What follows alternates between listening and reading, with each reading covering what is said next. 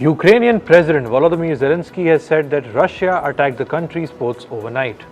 Zelensky said there have been 7 massive Russian attacks since Moscow pulled out of the UN-backed grain deal. He added that Russian President Vladimir Putin does not care about global food security. Russia also threatened to treat any ships leaving Ukraine through its Black Sea ports as potential military targets. Danish Foreign Minister Lars Løkke Rasmussen plans to ask China to take a stronger position on Russia's war in Ukraine. He also plans to speak to Russian President Vladimir Putin about the war. Rasmussen is on a 3-day trip to China.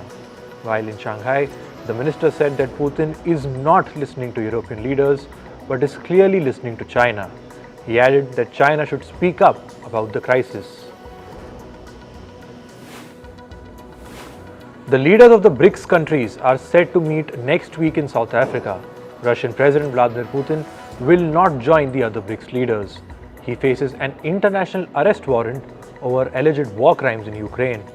South Africa will host Chinese President Xi Jinping, Brazil's President Lula da Silva, and India's Prime Minister Narendra Modi from the 22nd to the 24th of August. Japanese Prime Minister Fumio Kishida is all set to attend a summit with US and South Korean leaders in the US state of Maryland. Kishida said this meeting is an opportunity to deepen ties with US and South Korea. US President Joe Biden, South Korean President Yoon Suk Yeol, and Kishida will meet at Camp David, that's the presidential retreat located in Katotokin Mountains. A boat carrying Senegalese migrants capsized off the coast of Cape Verde in the Atlantic Ocean. More than 60 people are feared to have been killed. The boat was carrying 101 migrants. Out of them, 38 people were rescued. This particular migrant route is one of the world's deadliest. It is typically used by African migrants who are trying to reach Spain. A crowd attacked members of the Christian community and vandalized several churches in eastern Pakistan. The mob accused 2 Christians of desecrating the Quran. Pakistan's caretaker Prime Minister Anwar ul Haq Kakar has called for stern action against those responsible for the violence. An 11-year-old rape survivor in Peru has been allowed to undergo an abortion. The girl was earlier denied the procedure. This was despite being raped for years by her stepfather and becoming pregnant as a result. Rights groups in Peru highlighted that there was a lack of support for minors who are subjected to sexual abuse. A US appeals court has ruled that access to the abortion pill, mifepristone, must be restricted. Telemedicine prescriptions and shipment of the drug by mail have been banned. The Court of Appeals has not asked for the drug to be pulled out of market altogether. US State Department spokesperson Vedant Patel has said that the new US ambassador to Niger will travel to the coup-hit nation. Kathleen Fitzgibbon will travel to Niger's capital, Niamey, later this week. Patel said that Fitzgibbon is going to support the American community and to coordinate the US government's efforts. Residents of the Nagorno-Karabakh region say it is harder to get access to food, medicines and other essentials. This comes as an Azerbaijani blockade of the breakaway region drags into its 9th month. Karabakh is internationally recognized as a part of Azerbaijan. However, its population of over 120,000 people is ethnically Armenian. Germany's cabinet has passed a bill to legalize recreational marijuana use and cultivation. The legislation is yet to be passed in the parliament. This law would allow adults to possess up to 25 grams of the drug, grow a maximum of 3 plants, or acquire marijuana at canopy clubs. German Chancellor Olaf Scholz's government hopes that the law will curb the black market. A bus unexpectedly burst into flames in Argentina's Buenos Aires. It caused the passengers to panic and flee. The incident happened on the General Paz highway. A fire engulfed the entire bus and spread across the asphalt due to fuel spillage. The fire was caused by a mechanical problem. Moving to climate, firefighters in Spain's Tenerife Island battled flames late into the night on Wednesday. The fires broke out at a mountainous national park on the island. It has spread across 1,800 hectares in the last 24 hours. Last week, a heat wave in the Canary Islands left many areas bone dry. The emergency management chief of the US city of Maui has defended the agency's decision against sounding sirens. This was during last week's deadly wildfires. He said that sirens in Hawaii are used to alert people to tsunamis. The agency has been facing questions about whether sounding an alarm would have saved more lives. Wildfires have swept through Canada's Northwest Territories. A state of emergency has been declared in the region. The Canadian government said it has approved federal assistance to combat the wildfires. Armed forces have been deployed to help with firefighting efforts in the area. The death toll from landslides in India's Shimla has crossed 70. The search for bodies is still ongoing as only a dozen have been recovered. Meanwhile, around 2,500 people have been displaced across the state of Himachal Pradesh. Flash floods and landslides in the region have destroyed homes, buildings and transport links. Chaotic scenes unfolded at Germany's Frankfurt airport in the early hours of Thursday. Long queues were seen in the airport's departure area. This was after heavy rainfall led to flight cancellations and delays. Severe flooding had caused some 70 flights to cancel. The German Weather Service had issued severe weather warnings in parts of the state. The United Arab Emirates has failed to report its methane emissions to the United Nations. This is as per reports. The country has failed to do so for almost a decade. This comes as the UAE prepares to hold the crucial COP28 UN Climate Summit in December this year. A new research shows that about 25 countries globally are facing extreme water stress. These 25 countries are home to a quarter of the world's population. Data suggests that demand for water is also increasing around the world. By 2050, water demand around the world is projected to increase by 20 to 25%. Sales of artificial flowers frozen in blocks of ice are flourishing in Japan. This comes amid a scorching summer heat in the country. The large ice cubes are filled with decorative objects like flowers and gifts inside them. The ice eventually melts and the recipient is left with the decorative parts of the display. In business and tech news, according to reports, China's internet regulator is reaching out to foreign firms like Walmart and PayPal. This is to discuss ways to navigate Beijing's new data security rules. The new data laws have sparked widespread anxiety at foreign firms. Foreign companies operating in China have faced challenges in complying with these new regulations. This is due to differences in their legal frameworks and practices. Reports say media firm Paramount Global has dropped its plan to sell a majority stake in BET Media Group. The BET Media Group includes the VH1 and BET cable networks and the BET Plus streaming service. Paramount has reportedly notified bidders that it decided to end the sale process. ChatGPT maker OpenAI says it has acquired artificial intelligence startup Global Illumination. The financial details of the deal have not been disclosed. New York-based Global Illumination was founded by Thomas Dimson, Taylor Gordon and Joy Flynn in 2021. All of them had previously worked at Instagram. Dimson had drafted the original code for Instagram's content ranking algorithms. This is according to his personal website. Payments giant PayPal will halt the sales of cryptocurrencies through its platform in Britain. The sales will be paused from the month of October. This comes as PayPal works to comply with the UK's new crypto rules. Britain is due to introduce tougher cryptocurrency rules in October this year.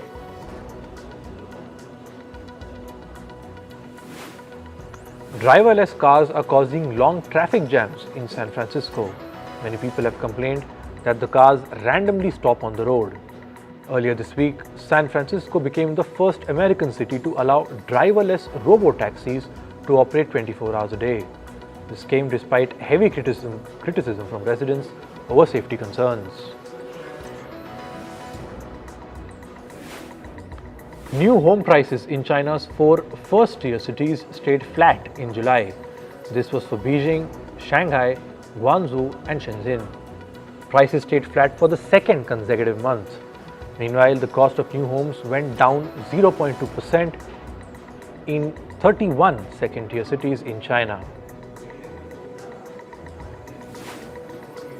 As per official data, Poland's inflation rate stood at 10.8% in the month of July. The inflation has driven up food and energy prices in the country. Residents are complaining about the cost of living. They say that vegetable prices have doubled as compared to last year. Meanwhile, many people have changed their travel modes amid rising fuel prices. New York City has banned TikTok on government-owned devices. The ban comes over security concerns. New York City agencies are required to remove the app within 30 days. Employees will also lose access to the video streaming app and its website on city-owned devices and networks. Earlier, New York State had already banned TikTok on state-issued mobile devices.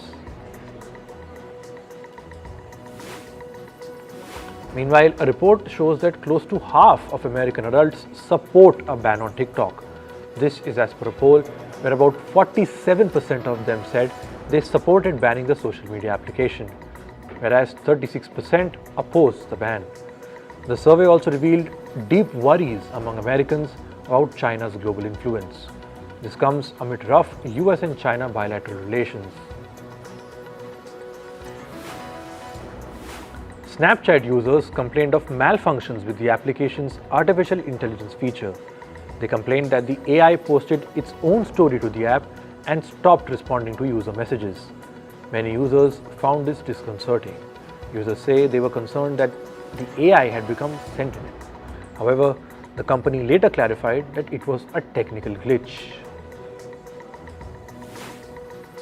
Moving to sports, in cricket, the England Cricket Board announced their 15-member provisional squad for the ICC Men's Cricket World Cup in India. Jos Buttler has been named England's captain. Other players include Ben Stokes, Johnny Bairstow and Moeen Ali. The World Cup will be played in October and November. England's first match is on the 5th of October against New Zealand. In football, England made it to the finals of the FIFA Women's World Cup. They claimed a 3-1 victory over co-hosts Australia. England will now face Spain in their first Women's World Cup final on Sunday.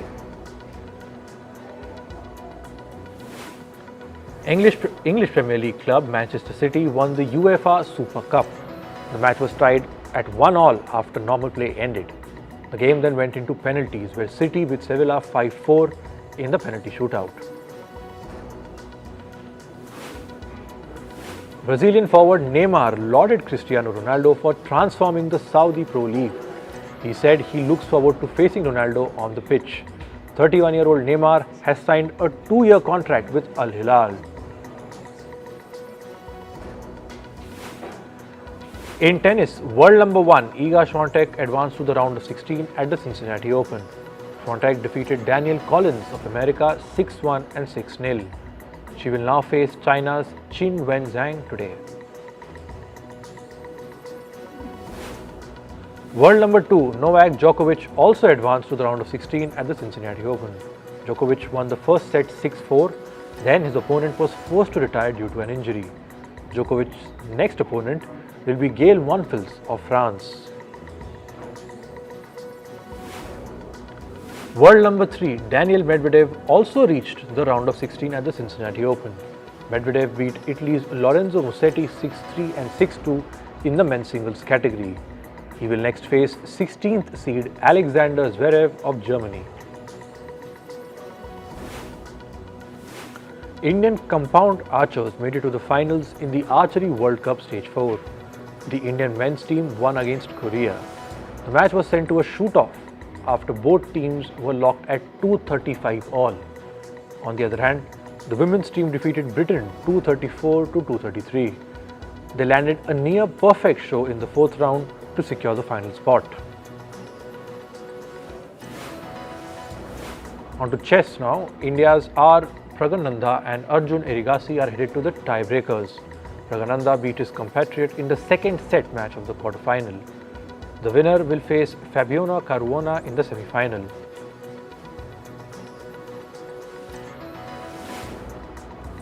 Japanese Superbike racer Haruki Noguchi died at the age of 22. Noguchi had sustained severe injuries while racing in the Asia Road Championship. He finally succumbed to his injuries after receiving treatment for 3 days.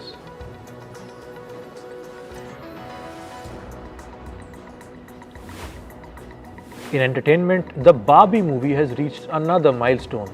It has become the biggest Warner Bros. Movie ever in North America. It surpassed Christopher Nolan's The Dark Knight. Barbie has earned over $537 million in domestic ticket sales. In 2008, The Dark Knight earned over $536 million. Veteran entertainment attorney Ken Zifrin voiced skepticism over negotiations between the Writers Guild of America and the Alliance of Motion Picture and Television Producers. He said that the meeting between the two sides did not move the ball forward. The two sides had met on Tuesday to discuss the counter-offer provided by AMPTP, which represents some major Hollywood studios. However, striking Hollywood writers have expressed optimism over negotiations between the WGA and AMPTP. They say that there seems to be a possibility that they will be back at work in weeks. The details of the latest proposal put forward by AMPTP remain a secret. Hollywood writers went on strike on the 2nd of May. They demanded higher pay and the regulation of the use of artificial intelligence, among other things. The Tribeca Festival has postponed its De Niro Con celebration. It was to be held for co-founder and actor Robert De Niro's 80th birthday. The festival has been postponed until April 2024 amid the ongoing actors and writers strike. De Niro Con is the latest event to be postponed. For context, the Emmys have also been rescheduled for January 2024. The Blind Side star Quinton Aaron is defending actor Sandra Bullock amid criticism. Some social media users have asked Bullock to return the Academy Award that she received in the year 2010 for her performance in the movie. This comes after the real-life inspiration for Quinton's character filed a lawsuit against the Tui family. The family has been accused of lying about his adoption and instead becoming his conservators. Model Sam Asghari has filed for a divorce from his wife and singer Britney Spears after 14 months of marriage. This comes after reports of cheating allegations. Asghari reportedly confronted Spears over rumors of her having a relationship outside of their marriage. Some reports also say that Asghari threatened to release Spears' embarrassing information regarding their prenup. Rapper Doja Cat has reacted on losing 180,000 Instagram followers. She said, and I quote, "Seeing all these people unfollow me feels like I have defeated a large beast that has been holding me down." The mass unfollowing happened after Doja Cat told her fans to get off their phones and get a job. She made the statement when users were debating if her fan base should be called kittens. Actor Cole Sprouse has said that he received death threats from Riverdale fans. The 31-year-old actor said he believes that fans were too invested in his personal life. Sprouse dated his co-star Lily Reinhardt from 2017 to 2020. One Tree Hill star Bethany Lenz continues to throw light on her experiences of being in a cult and the struggles of coming out of it. In a statement, she said, "If there is one message that people should take away from her story, is that there is no shame in being abused." She added, and I quote, "There are really terrible people out there who do bad things. That does not make you a bad person." And finally, actor Annette Bening has reflected on the things she has learned from her trans son. She said, "What is happening in the political world with trans people is concerning and dire. Bening added that she finds it heartbreaking to see the coldness and lack of compassion that people have towards the LGBTQ+ community.